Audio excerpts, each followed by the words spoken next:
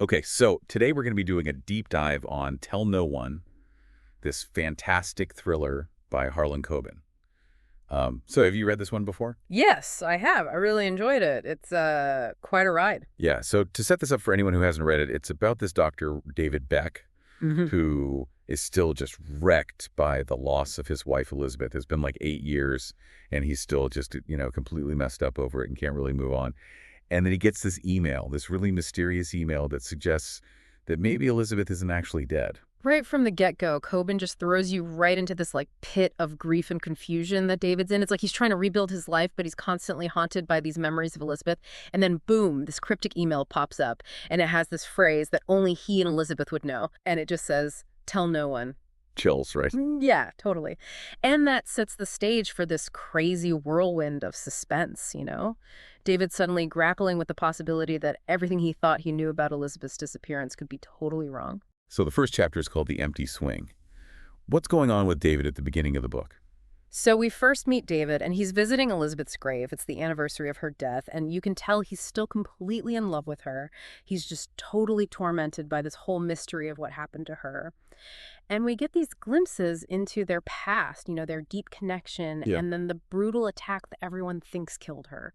It's just a really powerful setup that pulls you in right away to all of David's emotions. Right, and then we move on to chapter 2, Reunion. Right. And this is where things start to get really interesting. Absolutely. So David gets that super creepy email while he's at a school reunion. He's trying to be normal, but suddenly he's just flooded with this mix of hope and fear. It's like, can he even trust this message? Who sent it? Why? Coben's really good at building that tension. You have no idea what's going to happen next. Yeah, and in chapter 3, the link, David decides he can't just ignore this, Right. right? He has to do something. He can't just sit around. Yeah. There's this chance that Elizabeth's alive and he has to chase it. So what does he do? Well, he starts trying to figure out who sent the email, and he traces it back to a public computer at this library. And that's where he finds his first clue. There's this link to a website, and it's showing a live video of a busy street corner. Okay, so it's like a security camera or something. Right, exactly. So chapter 4, live. David's just glued to this video feed looking for any sign of Elizabeth. His sister Linda, who's this tough lawyer, is with him, and she's like, "David, be careful. You don't even know if this is real." Yeah, she doesn't want him to get his hopes up. Right, but then for just a second, a woman who looks a lot like Elizabeth shows up in the video, and then she's gone. Oh, wow. So it's like a little flicker of hope. Totally. And that just makes David even more determined to find out the truth. So in chapter 5, Shaker Heights. Okay, so this is interesting. David remembers this story. Elizabeth told him once about this wealthy suburb called Shaker Heights. Okay. She spent some time there as a kid, and he starts to think that it might be a piece of the puzzle. A clue to where she might be or what happened to her? Exactly. He goes there hoping to find anything connected to Elizabeth's past. So now we're in chapter 6, past tense, and things are getting really mysterious. Right. David finds the house where Elizabeth's family used to live, and he meets this woman who claims she knew Elizabeth when they were little. And she gives him this really cryptic information about Elizabeth's past, like hints that there are these big secrets that have been buried for years. Ooh, that's creepy. Right. It just leaves David with more questions than answers. And then the package, chapter 7. Yeah, so this is where things take a really dark turn. David gets this package, and inside is a gun and this message that says, "You've been warned." Whoa, okay, so someone's definitely watching him. Right. They want him to stop asking questions. And it's terrifying because you have no idea who's behind it or what they're going to do next. So that's the first 7 chapters of Tell No One. I mean, Elizabeth might be alive. There's this weird email, a possible sighting, and now Dave is being threatened. I know, right? It's such a crazy start. Coben really knows how to hook you and keep you reading. I can't wait to see what happens next. Wow. Okay, so we're back with Tell No One. Things are definitely getting intense. So now we're at chapter 8. 8 years ago, so I guess we're going to learn more about the night Elizabeth disappeared. Yeah, we get these flashbacks. They fill in pieces of that night. Like we see David and Elizabeth at their lake house celebrating their anniversary. But something's off. You can tell their relationship is kind of strained. So it makes you wonder, did something happen back then that connects to her disappearance? And then chapter 9, The Lake. Mm-hmm. This is where I think things get really dark. Definitely. This is the chapter where we see the actual attack at the lake house, the one that supposedly killed Elizabeth. We see it all from David's point of view, his fight to protect Elizabeth, and then the horrible aftermath. It's so intense, and it really hammers home just how much mystery surrounds that night.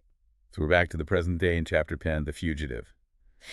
And David's on the run, right? Exactly. Things have gotten really bad, and he has to go into hiding. Like people are after him. Yeah, the threats are escalating, and he's actually wanted for questioning in a murder case. Wow. So he's in serious trouble. Right, and Coben really ups the stakes here. David's got to make these impossible choices just to stay one step ahead of the police and whoever else is after him. Yeah, so it's like a race against time. So Chapter 11, The Informant brings in a new character. It does. David needs help, and he turns to this guy, Tyrese. He's kind of a streetwise guy. You know, he's got connections to the criminal world. So not exactly someone you'd want to be friends with. Right. But David's desperate Tyrese is his only shot at getting the information he needs. And does Tyrese help him? He does eventually. It's an unlikely partnership, but it ends up being really important for David, you know, helping him navigate this dangerous situation. So Chapter 12, The Hospital. Why is David at a hospital? Well, remember, he's a doctor, Mm-hmm. and he ends up using his skills to help this young boy who got caught in a gang shooting. Oh, wow. So he's putting himself at risk. He is, but it also shows how much he cares. You know, even in the middle of all this craziness, he's still trying to do the right thing. That's interesting. So he's not just running away. Right, exactly. It shows his character. Okay, and Chapter 13, The Vigilante. Now Elizabeth's father, Hoyt, gets involved. Yeah, Hoyt's a really complicated character. He loves Elizabeth so much that he's basically taken the law into his own hands. So he's going after the people he thinks are threatening Elizabeth. Exactly. You know, he's eliminating threats, trying to keep her safe. But it's definitely crossing a line, you know? Yeah, it's like, Ugh. when does protecting your child become too much? Right. Okay. And that's the question Coben makes you ask. Okay, Chapter 14, The Alibi. And I bet we get some big surprises here. We do. This chapter digs into Elizabeth's past, and we find out she had this whole secret relationship that no one knew about, not even David. Oh, wow. Yeah, she was in love with this guy, Helio Gonzalez, and he was wrongly accused of killing Brandon Scope, this billionaire's son. Okay, so now we're getting into some real high-stakes stuff. Chapter 15, The Deal, and I'm guessing it involves Griffin Scope. It does. David has to make a deal with him. Scope offers to clear David's name in exchange for information about Elizabeth. Wow. So he's using David to find her? It's a really risky move for David, but he doesn't have a lot of options. Okay, so this deal could backfire on him big time. Definitely. Chapter 16, The Cabin. And I'm assuming this is where Elizabeth's been hiding. You got it. Yeah. We finally get to see everything from her perspective. Why she faked her death, why she's been in hiding all this time. It must be such a relief to finally hear from her, after all this time. It is. You really see her strength, her resilience, and how much she loves both David and Helio. Okay, so Chapter 17, Confrontation. Mm. I'm getting nervous just hearing that title. Yeah, this is where it all starts to come to a head. Everyone ends up at the cabin, David, Elizabeth, Hoyt, even Griffin Scope. It's intense. There are secrets revealed, confrontations, emotions are running high. Coben really knows how to build to a climax, and you just know everything's about to explode. So we've covered a lot of ground, 17 chapters of twists and turns and intense moments. And we're not done yet. There's still a lot to uncover. Okay, so we're back for the final part of our deep dive into Tell No One. Things are super intense right now. Everyone's at the cabin. Secrets are coming out. So what happens in Chapter 18, Blood Ties?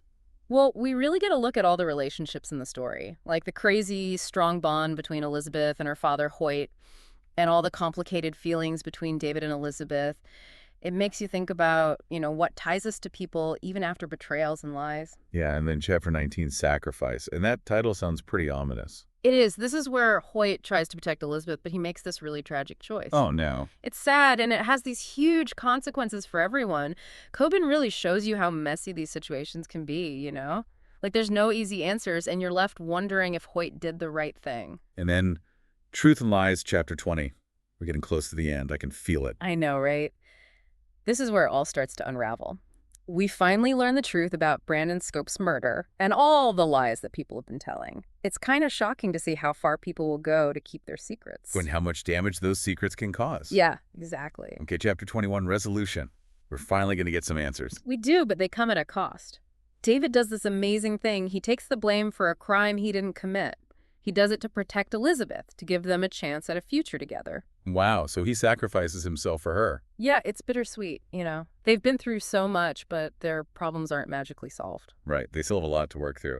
And the last chapter, New Beginnings, what does this new beginning look like for them? Well, Coben leaves it kind of open-ended. They've survived this crazy ordeal, but they're still carrying all this baggage. You're left wondering if they can really move on and what their future holds. Wow, that's quite an ending. So Tell No One. It's not just a thriller, right? It's about love and loss and all the tough choices we have to make. Absolutely. Coben really makes you think about what you would do in these impossible situations. Would you lie to protect someone you love? Would you risk everything to find the truth? Well, this has been a fantastic deep dive. Yeah, thanks for having me. It's been great talking about this book. And for you, dear listener, thanks for joining us on this deep dive into Tell No One. We'll be back soon with another thrilling discussion.